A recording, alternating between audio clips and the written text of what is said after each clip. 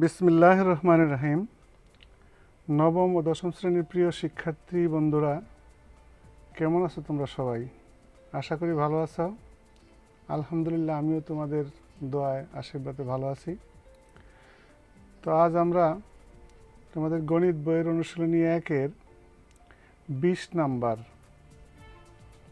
নিচের কোন সংখ্যাগুলো মূলদ ও কোন সংখ্যাগুলো অমূলদ লিখো, এই প্রশ্নটির সমাধান করব। তো প্রথমে এই 20 নম্বরের আমরা ক, খ, গ ও ঘ এই প্রশ্নগুলোর সমাধান করব এবং পরবর্তী পর্বে আমরা বাকি 4টি অর্থাৎ উ, চ, ছ, বর্গীয় জ এগুলো সমাধান করব। ইতিপূর্বে আমরা অনুশীলনী 1-এর বিভিন্ন প্রশ্ন নিয়ে বা বিভিন্ন প্রশ্নের সমাধান নিয়ে আলোচনা করেছি। যদি তোমরা ভিডিওগুলো দেখে থাকো তো ভালো, আর যারা ইতিমধ্যে দেখো নাই তারা দেখে নিও, আশা করি উপকৃত হবে। তো চলো তাহলে শুরু করা যাক। আমরা এখন দেখব ক নাম্বারের সমাধান।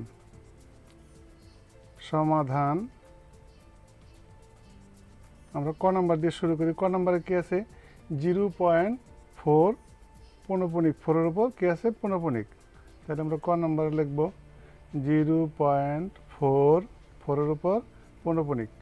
প্রথমে আমরা এই ভগ্নাংশটিকে অর্থাৎ আবৃত দশমিক ভগ্নাংশটিকে সাধারণ ভগ্নাংশে রূপান্তরিত করে দেখি এখানে কি আছে। যদি আমরা এটাকে সাধারণ ভগ্নাংশে রূপান্তরিত করি তাহলে কি পাই আমরা? 0.4 4-এর উপর পৌনঃপুনিক, এটাকে যদি সাধারণ ভগ্নাংশে রূপান্তরিত করি তাহলে আমরা কি করব? দশমিকের পরে এক গড় যার উপর পৌনঃপুনিক আছে তার জন্য আমরা হরে কি করব? একটা 9 নিব, আর যে সংখ্যাটা আছে তা উপরে লিখব, অর্থাৎ 4/9। 4/9। এখন আমরা লক্ষ্য করব যে 4/9 একটি ভগ্নাংশ। ইতিমধ্যে আমরা শিখেছি যে p/q আকারের যে কোনো সংখ্যাকে আমরা কি বলতে পারি? সেটা হলো মূলদ সংখ্যা, অর্থাৎ সকল পূর্ণ সংখ্যা ও ভগ্নাংশই মূলদ সংখ্যা। যেহেতু 4/9 একটি ভগ্নাংশ, সুতরাং আমরা এখানে বলতে পারি যে 0.4 তার উপর পৌনঃপুনিক এটি একটি কি? মূলদ সংখ্যা। এটি একটি মূলদ সংখ্যা।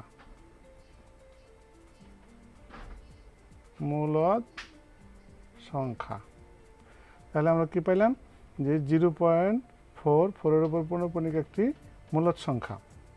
এখন আসা যাক খ নাম্বারে। খ নাম্বারে কি আছে? খ নাম্বারে আছে √9। এখন এটাকে আমরা দেখব কি করা যায়।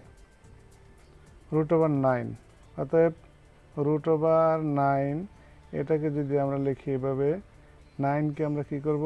বর্গ করলে পাই 3 স্কয়ার, অর্থাৎ কত? 3।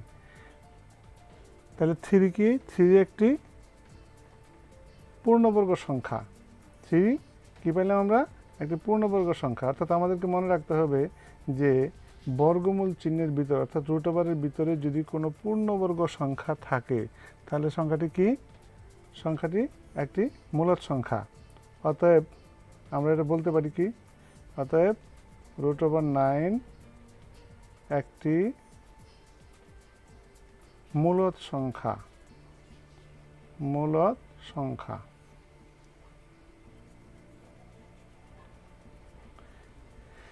এবার আসা যাক আমরা গ নাম্বারে দেখি কি আছে। গ নাম্বারে আছে √11। আমরা এখানে একটা দাগ দিয়ে নেই, পরবর্তী আমরা দেখব কি? গ নাম্বারে আমাদের আছে √11। অতএব √11কে যদি আমরা দেখি তাহলে যেহেতু √11 অর্থাৎ 11 কোনো পূর্ণবর্গ সংখ্যা নয়, আমরা একটু বলেছি যে খ নম্বর অঙ্ক করার সময় বলেছি কি যে বর্গমূল চিহ্নের ভিতরে অর্থাৎ √এর ভিতরে যদি কোনো পূর্ণবর্গ সংখ্যা থাকে তাহলে সেটি কী হবে? সেটি হবে একটি মূলদ সংখ্যা। এখানে যেহেতু 11 কোনো পূর্ণবর্গ সংখ্যা নয়, তা আমরা লিখতে পারি এখানে যেহেতু 11 পূর্ণবর্গ সংখ্যা নয়,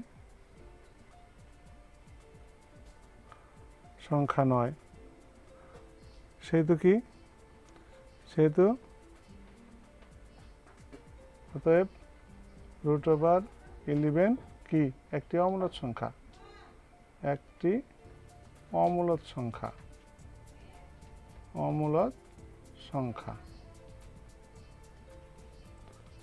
আশা করি বুঝতে পেরেছ। এবার আসা যাক বড় ঘ নাম্বারে। বড় ঘ নাম্বার কি আছে? বড় ঘ নাম্বারে আছে যে √6/3, এটি একটি ভগ্নাংশ। আচ্ছা, এটাকে যদি আমরা সমাধান করি তাহলে আমরা কি পাই? অর্থাৎ √6/3 এটাকে যদি আমরা লিখি এভাবে, তাহলে √3 × 2 অর্থাৎ 6, নিচে আছে কত? 3। এটাকে আমরা যদি আলাদা করে লিখি তাহলে √3 × √2, তার নিচে গিয়ে লিখতে পারি 3কে যদি আমরা রুট দিয়ে লিখি তাহলে 3 × √3, √3 × √3। তাহলে আমরা কি করব? এখানে 3√3 কাটবো। তাহলে আমরা কি পাইলাম? আমরা পাইলাম উপরে √2, নিচে √3। এখন এটাকে যদি আমরা একসাথে √ওভার দিয়ে লিখি তাহলে কি 2/3, অর্থাৎ 2 এর উপরেও বর্গমূল চিহ্ন আর 3 এর উপরেও বর্গমূল চিহ্ন। যেহেতু √ওভারের ভিতরে আছে এই সংখ্যাটি এবং এটি কি কোনো পূর্ণবর্গ সংখ্যা নয়, যেহেতু 2/3 আমরা সেখানে লিখব যেহেতু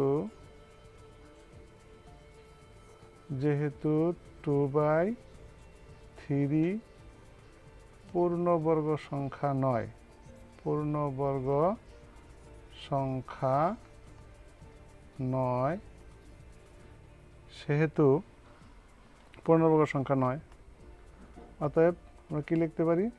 যে √6/3 একটি অমূলদ সংখ্যা, অর্থাৎ একটি